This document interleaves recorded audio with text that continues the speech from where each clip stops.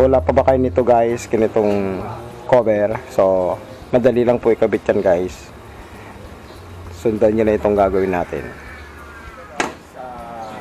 Dito po tayo para magkabit tayo ng side pocket cover. So sa mga hindi pa nakakapagkabit guys, so hindi pa nakakapag-try magkabit, so tuturo ko sa inyo kung paano magkabit ng side cover pocket guys ng NMAX B3.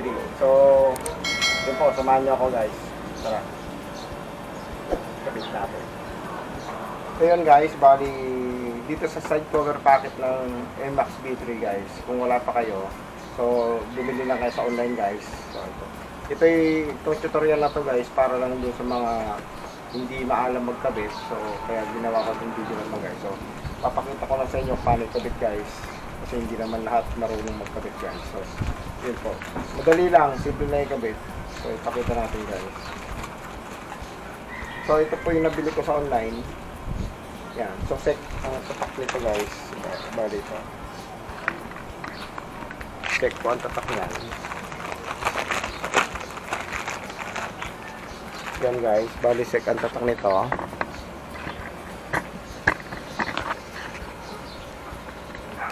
Yan po, yan, check. So may mga mabibili kayo sa online, marami naman sa online guys. Side cover packet siya guys. So ito kakapit natin. So bali ang pagkabit niyan guys, bali ilapat mo lang ito tong cover na yan, side cover packet tawag po yan guys. Iakma mo lang ito tong lock niya guys, tignan mo kung tama yung pagkaka set up. Yan, parehas mo lang siya bago mo yan ipasok mamaya yung sa bandang ibabaw. So mauna po ilalagay ito, yan, bago ipapasok sa loob yon, yung lock na yon. Yan, ganyan po ang paglalagay niyan guys.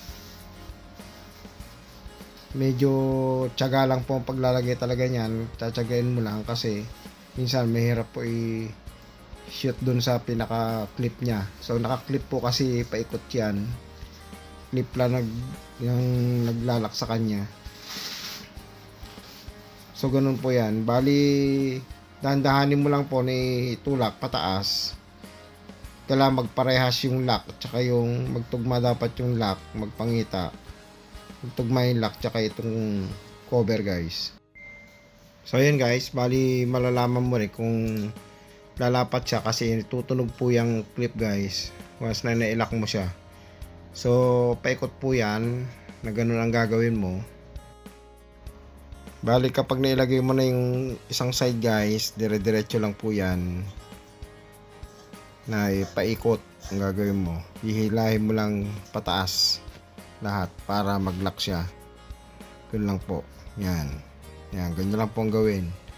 Yan. So mararamdaman mo lang pag okay na. So ayan guys, naikabit na natin yung side cover packet ng NMAX B3 na to. O ganun lang guys, pag kasimple magkabit niya ang side cover packet guys ng NMAX B3.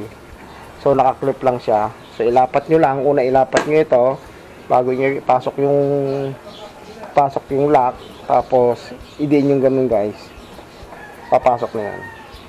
Okay, ganun lang kasimple guys.